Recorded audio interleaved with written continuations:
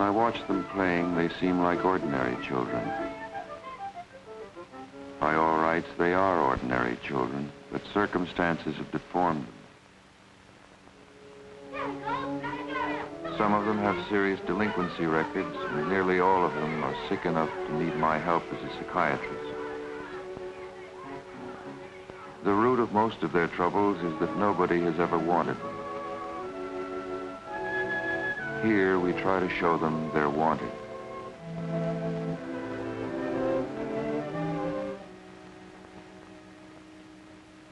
This is the story of one of these 80 boys, Donald Peters, 10 years old. How he lost his way, and how at last he began to find it. We learned his story very slowly, by bits and pieces. But we'll try to tell it as it happened to Donald, secretly in his loneliness, in a lost child's bewilderment.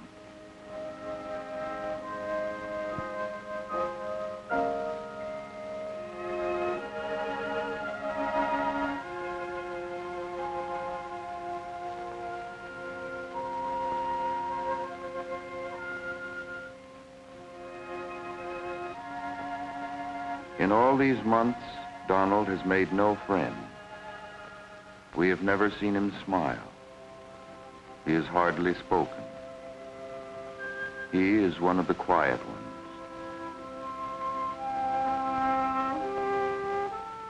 In all these months, he has never had a letter. But he is learning to endure disappointment. He used to hide himself to suffer. Now he wants me to know he is unhappy. This boy wants all my attention. At his stage, they're painfully jealous. If Donald's ever lucky enough to open up, he'll have to go through that too.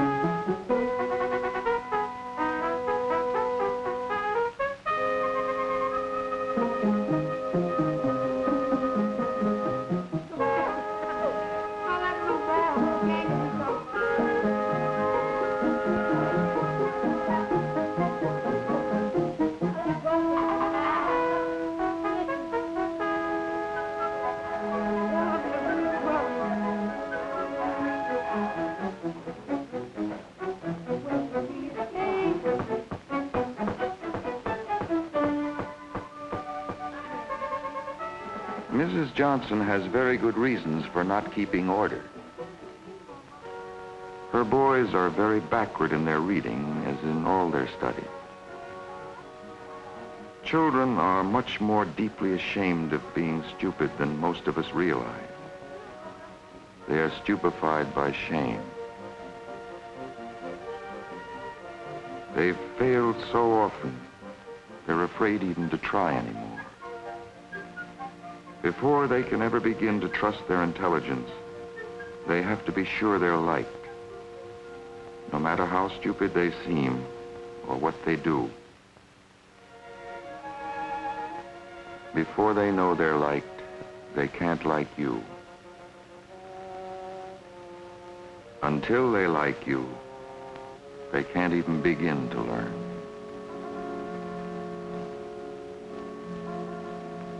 Donald has never learned to read a word. But here, seeing and hearing simple words one at a time, with nobody hurrying him, or scolding or jeering at him, Donald will learn to read. But not for a while yet. For just such a word as baby arouses a deep turmoil of feelings. And behind the feelings rise memories which still hold him in terrible hunger and hatred.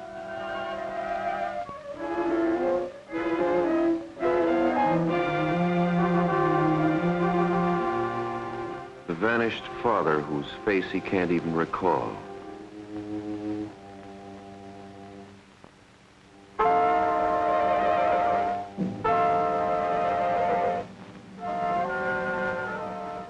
The mother who has no room for him in her life. Grandma at his home with her. A home he hates so much that even at night he seldom comes back. These are the memories Donald lives in day and night.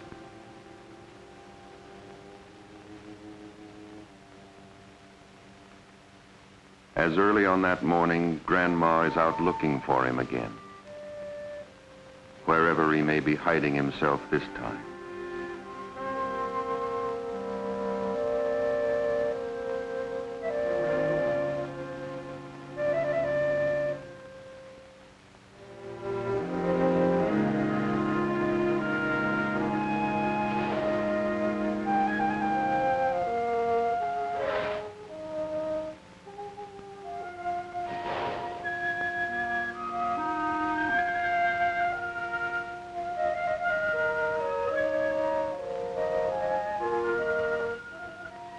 And she is wishing to goodness she'd never in her life have to smack him or scold him or go claim him back at children's court or ever look on his mean, mopey, sassy little face again.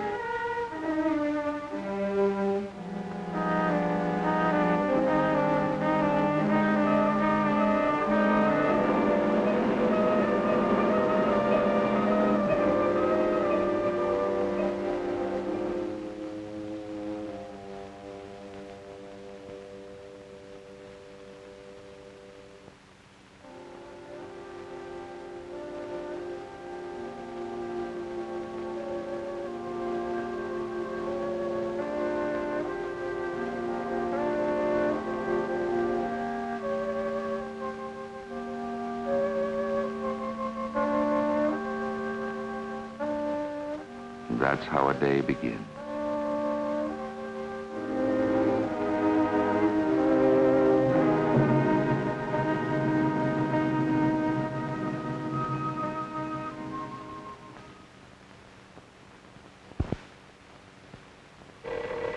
Same old buzzer. Somebody else hauling him home by the nape of the neck. Get up them steps, you little good-for-nothing, you no-count. Get up them staircases. Leaking out the Lord knows where, same as your no-count mother used to do. Keeping me up all night, tossing and whirring till all hours. Prowling around the cold streets to dig you out of your hiding place. Shame my face in front of everybody. I heard you open your doors down there. Go on and listen. The same old helpless fury. Pray over your features. Try to keep you in the good ways. Sneaking and nibbling and stealing my rent money.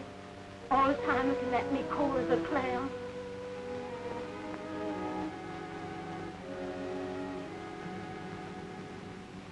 Bad blood, like I always said. And I know who you've got it from.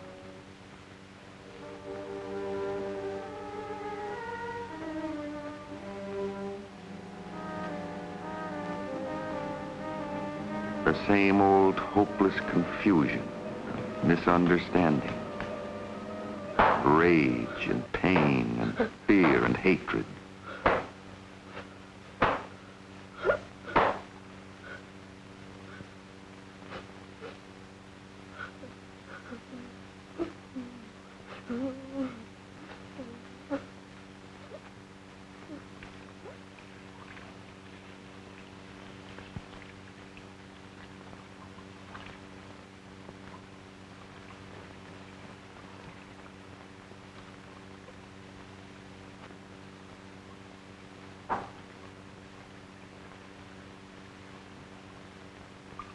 And the sick quiet that follows violence.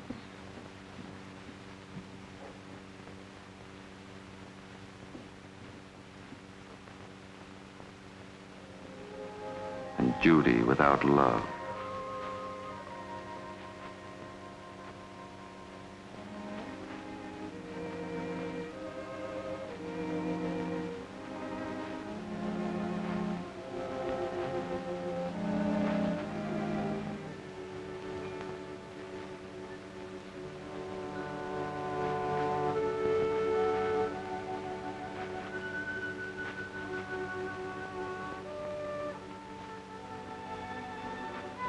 peacemaking that fails.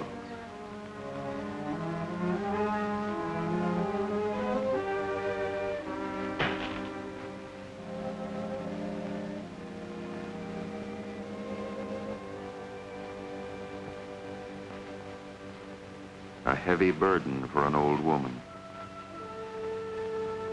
A heavy burden for a little boy.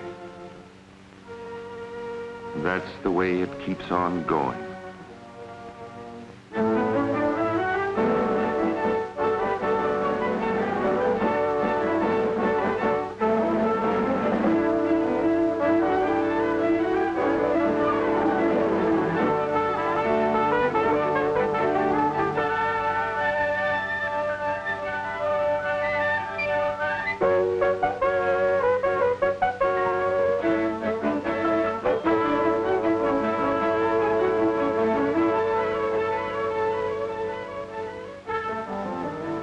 This is one of the things that counts most heavily against Donald. When he does go to school, he can't seem to learn or even pay attention. He's way behind the children he sits with. The teachers can't spare time for him.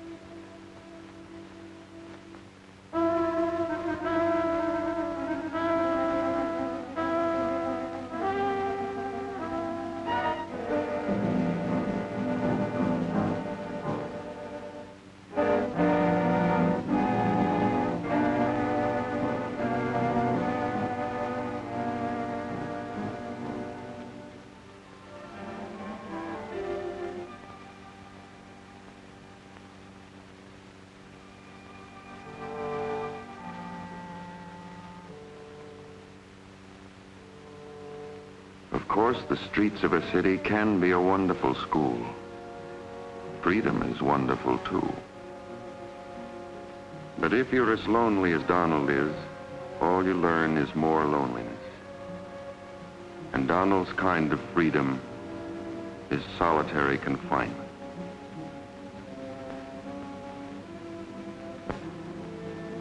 Everybody else has some place to go, some definite thing to do.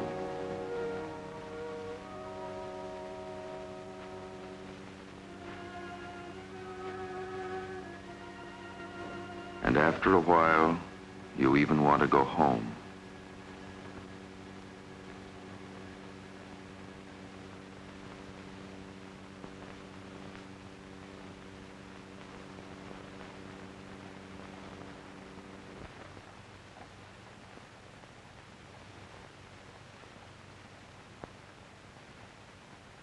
But home is no refuge.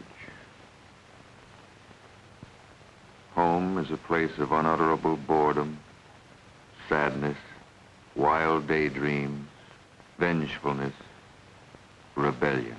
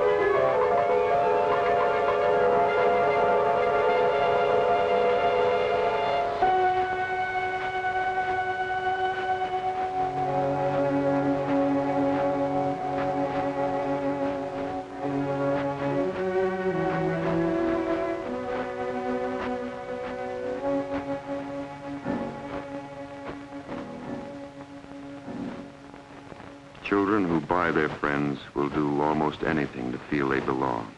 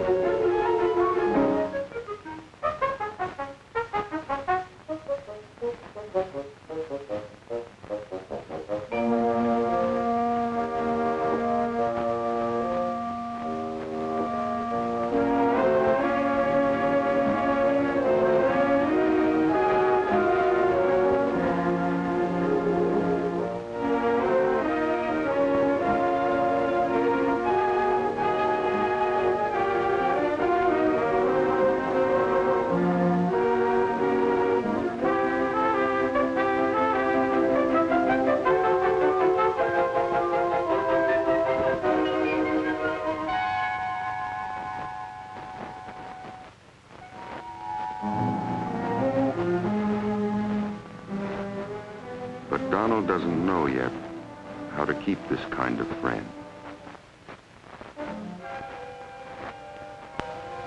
He's failed again. The baby in him is desperate to be comforted.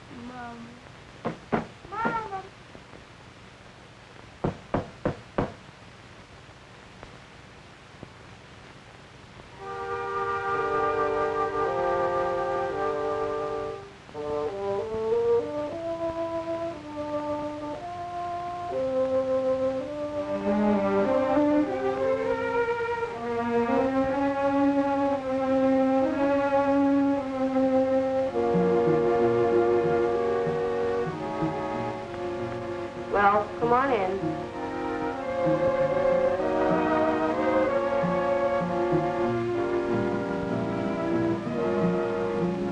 It smells like home, but it's no home for you. Are you coming back in here or not?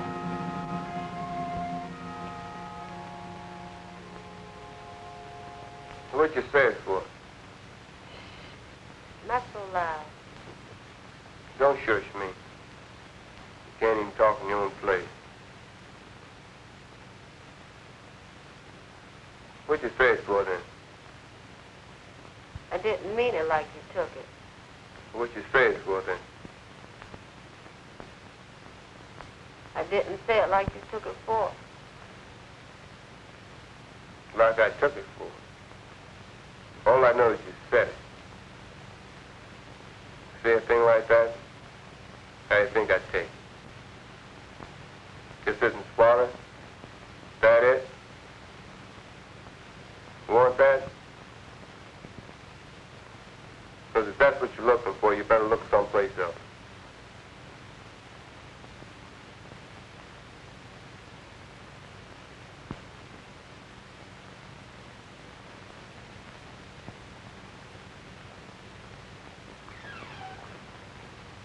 Didn't nobody ask you to swallow nothing. Don't give me that stuff. Wasn't trying to give you no stuff. What you call it? Don't call it nothing.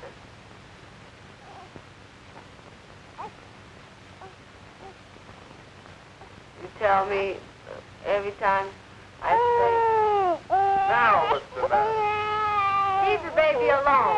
What you pester her for?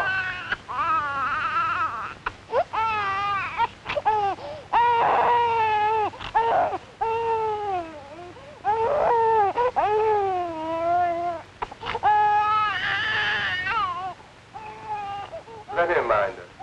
And you and me will go out.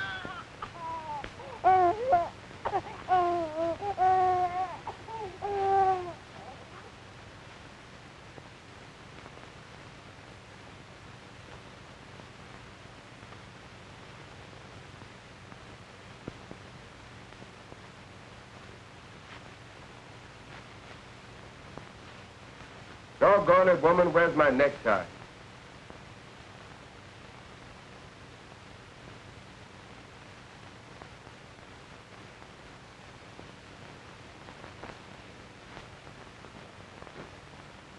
Get me all right. Worse than a big mouth.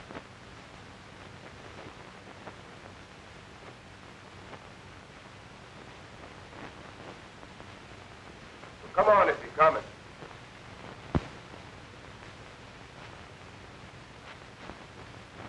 You sit here with Eileen.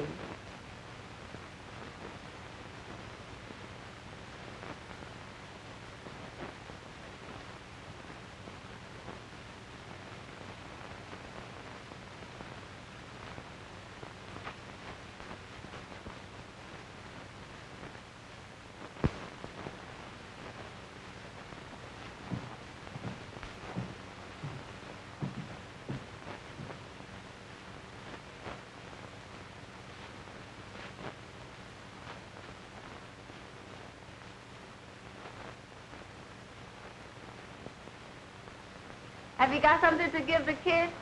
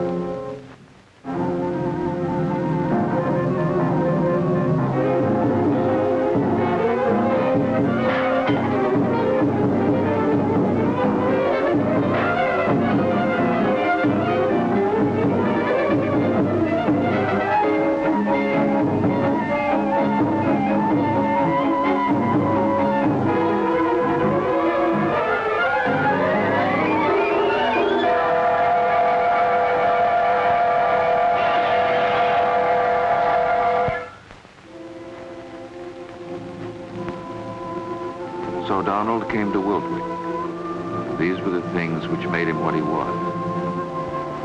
Months after he saw the last of his people, he was still paralyzed by his memories. There wasn't much we could do for him until he made some move himself. Once every year at Wiltwyck, there's a pretty thick run of fish. If you're good at it, you can just knock them on the head.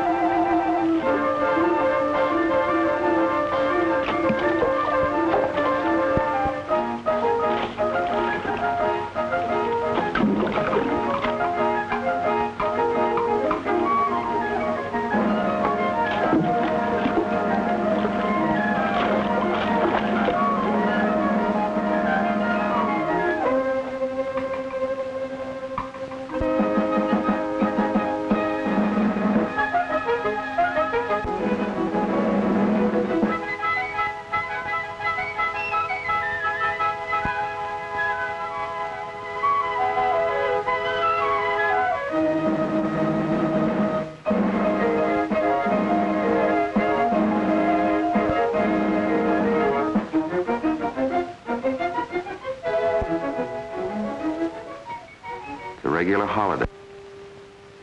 For days now, very shyly, Donald had been watching a new counselor named Clarence. Only watching and very shyly. For children of Donald's kind have a desperate terror of rejection.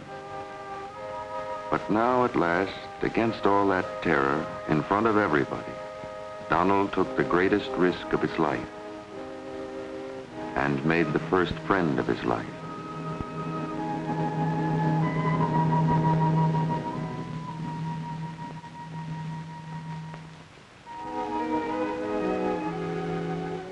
It was a great day for Donald and for us too. One of our social workers came over and congratulated Clarence. He wondered what for. But Miss Roberts knew what Donald had been through. And after she told Clarence a little about the child, Clarence realized he had been partner to a small but very important miracle.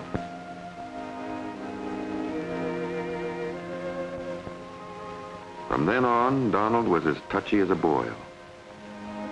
Children always are when their affections begin to be stirred up. He was touchiest of all toward his new friend.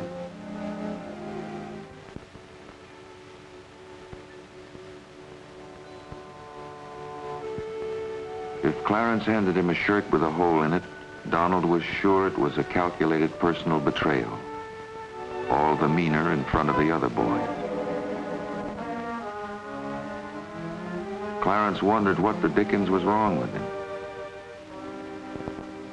It was all to the good, though. Now that Donald was beginning to open up, almost anything could happen. One day in crafts class, Donald was making a little bowl. He wanted to make it look like a seashell. He couldn't say why. He just wanted it to be a seashell.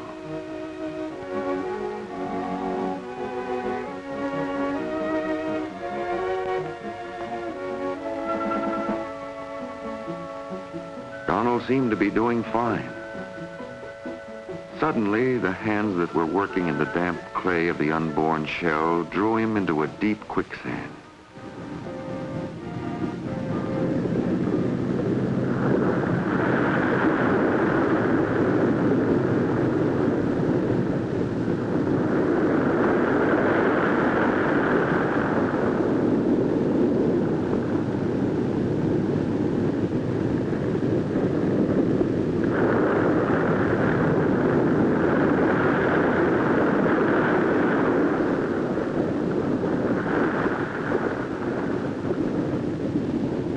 Donald.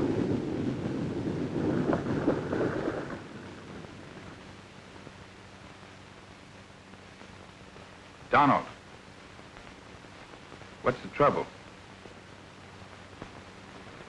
Okay. Try it again.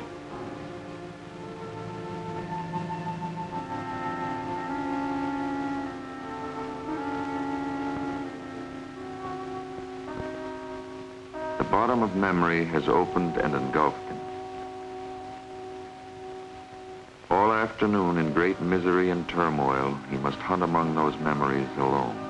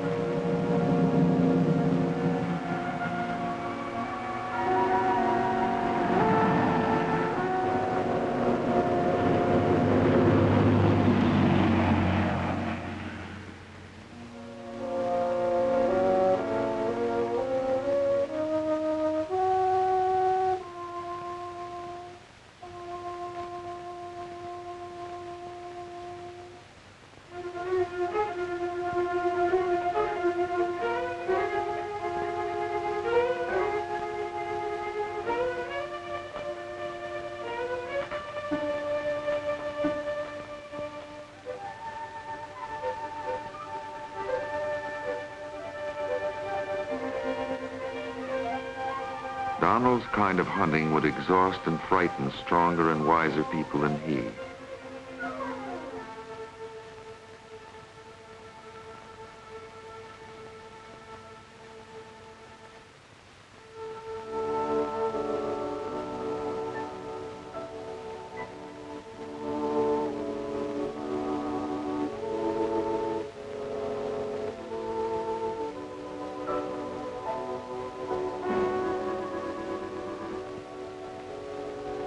In the past, when he was in trouble, Donald had nobody to turn to. Now, for the first time, he feels the life-giving warmth and gratitude that comes of being comforted. And for the first time, with Clarence's help, he begins to take his place among the other boys.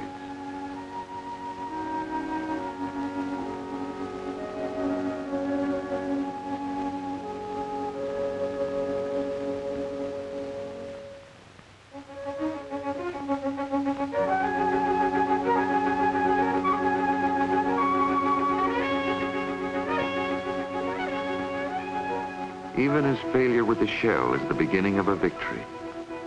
For with it, he has begun to make something tangible with his hands out of the depths of his past unhappiness. Altogether, it looks as if he were really beginning to take hold of his life. And during these next weeks, as a matter of fact, everything is going to go much better for him. Donald will do some butterfly chasing of his own. He gets to be a pretty good basketball forward for his side.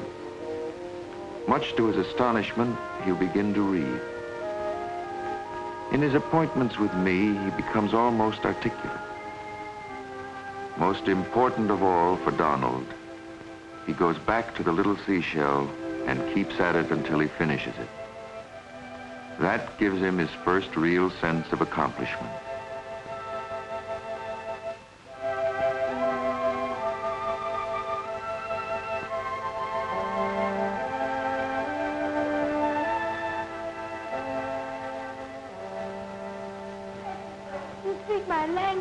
And by now, he seems to have become very much a part of the life here.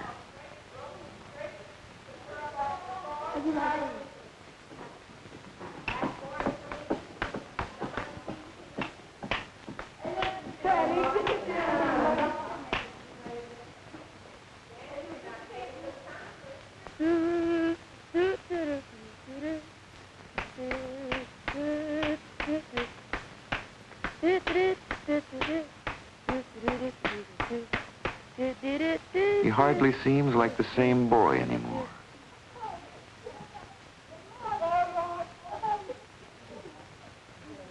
But he isn't well yet by any means.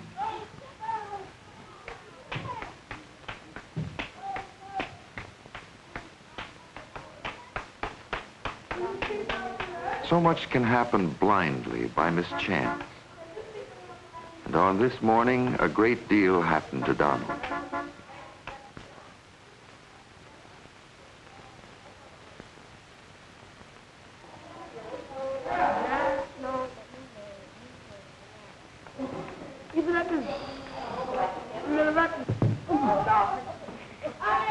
When he saw that Miss Roberts was driving into town, Donald suddenly realized whom he had made the bowl for. Come on, give on. Give one up little right there. I'll take. Come on, Come on, give it to him. Turkey. Don't be yellow, give it to him. He had made it for his mother. And now it was on its way. But it was only on its way to my office. Hey, what's going on here? You can't fight like that. Oh, you want to fight, we'll do it right. Oh, okay, let's count it out. Let's go. Oh, why you... I'll get you.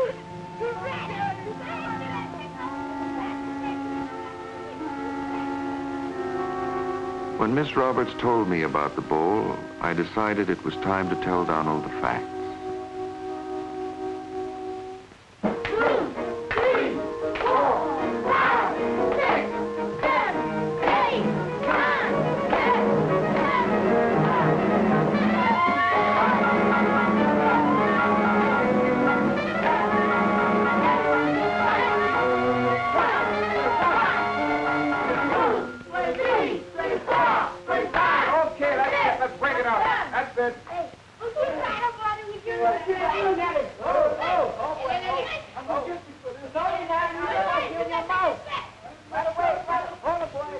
Donald.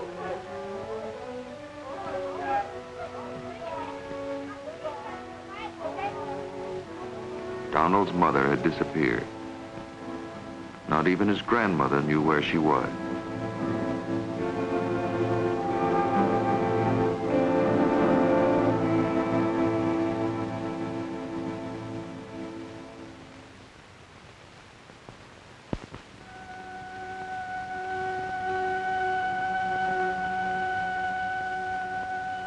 What he made of this knowledge and what came of it brought about the most important turning point in Donald's life with us.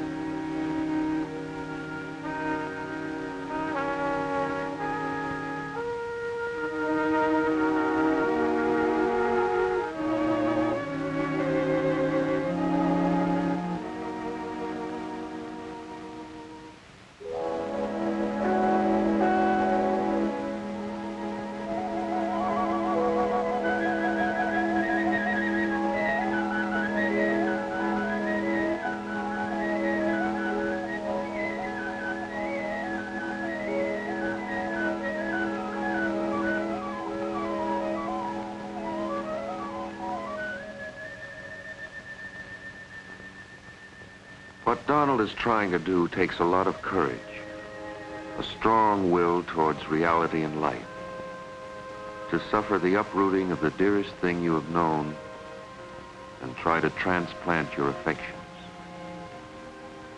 to go ahead rather than retreat, to put your need and your love once again in another's trust when all of your life, and again so recently, you have been betrayed.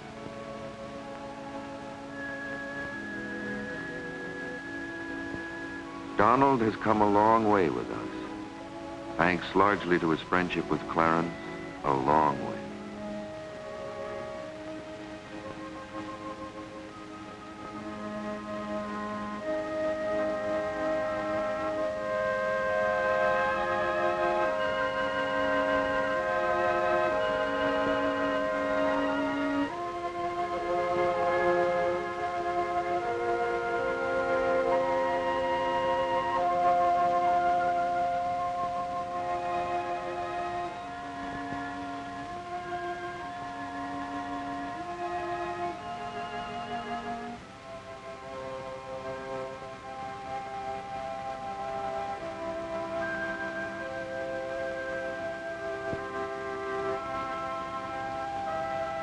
A mirror is no longer a focus for misery and self-hatred, but more like a window on a happy present and a hopeful future.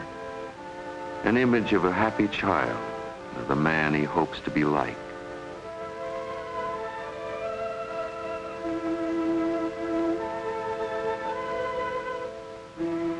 But he hasn't come far enough. A starving man can't share food no matter how much there is. And a child so desperate for affection can't bear to share it.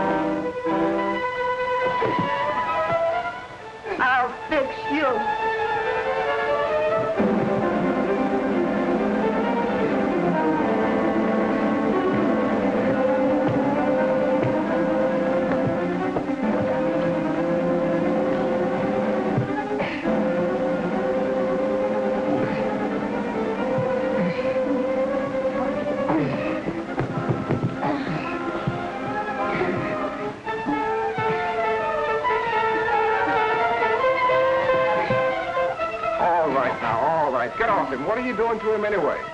What we do, he tear up our bed. Now, what do you do that for? And what did you do? Now, you go over and fix up that lock and be quick about it. You other guys, clear out here. We're gonna fix our bed. Don't worry about that. Let me handle it. Now, you got to move on you.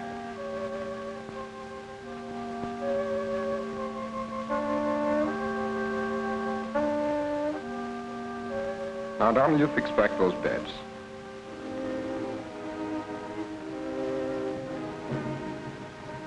What, you want to make a mess of things for, huh? What got into you? Is something wrong? Something happened? All right, now, let's straighten out these beds, huh?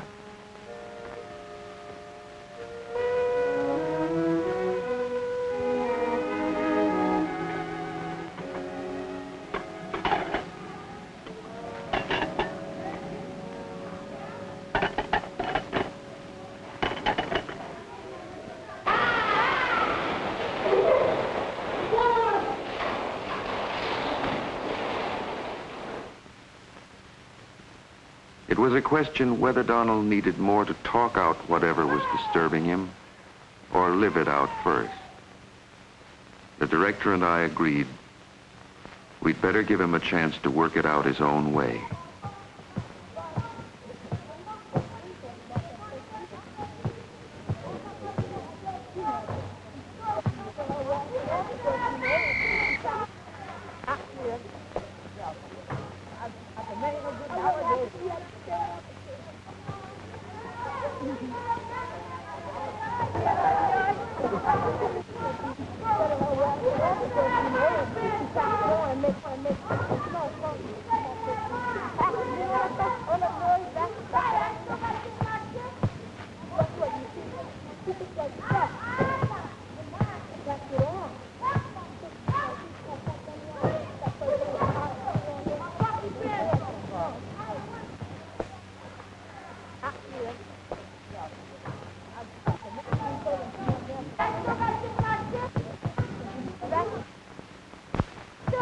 But chances have to be taken because, after all, there are things you can only find out for yourself and by yourself.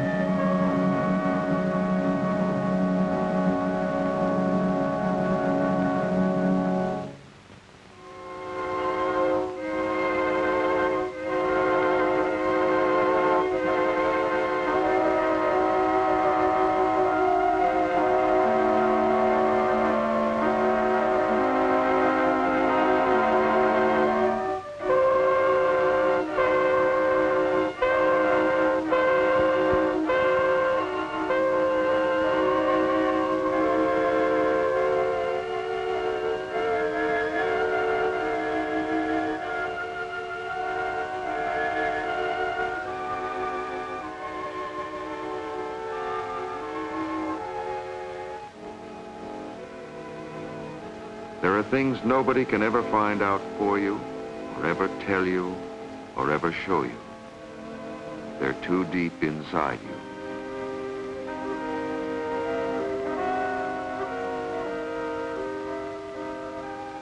And as the day grew darker and colder, Donald found them out.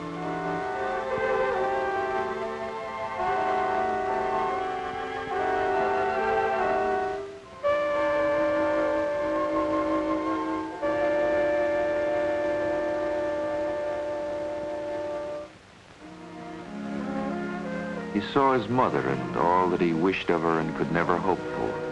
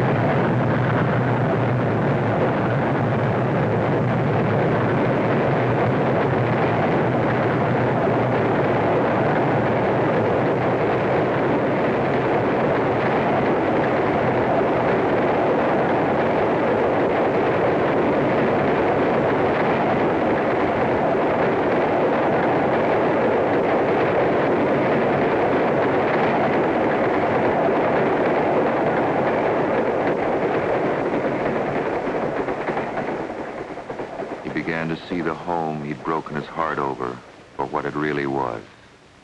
And seeing that, accepting that, his own spirit began to come of age.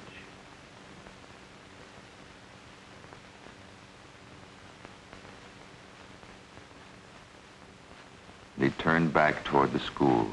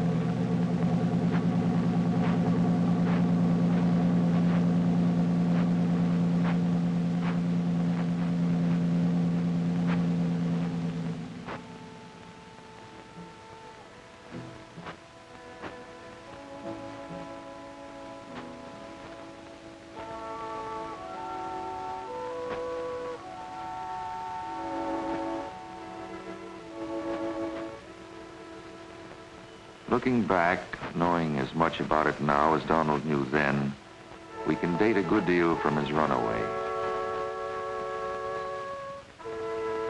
When he gave back the lighter, he didn't only begin to put an end to his stealing. He gave back his extravagant emotional claims on Clarence, his extreme hypersensitive jealousy.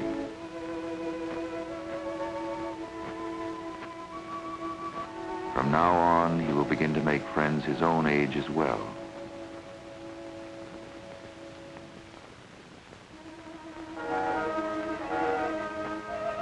With his experience on the tracks, the baby in Donald began to die. The child was born. He will still suffer in remembrance of his people, but he is less liable than before to enshrine an unreality. He can better accept his motherlessness, his homelessness, this temporary home.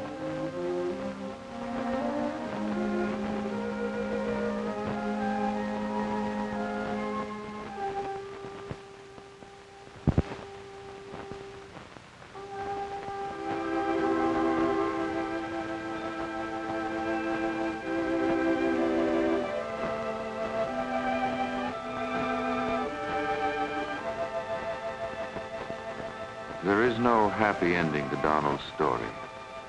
The happiest thing we can say is that the worst of his loneliness, the loneliness that paralyzes and kills, is ended. We can help him now. Now that he's begun to make peace with his past, begins to feel at home in the present, we can help him to equip himself against the future.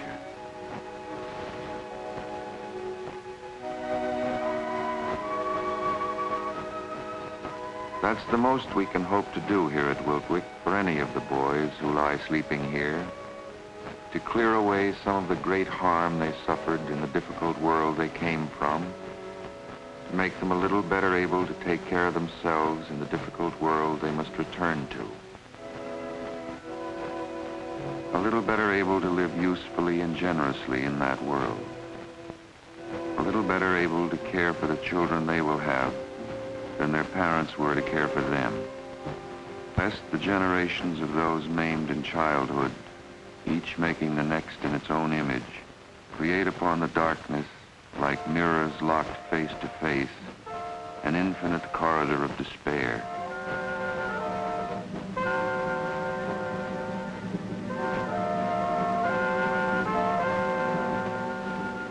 To keep open a place of healing, courage, and hope for as many as we can afford to care for among the thousands of those children who lie sleeping tonight in impoverished little rooms and in poor fugitive derelict holes in the rotten depths of the city.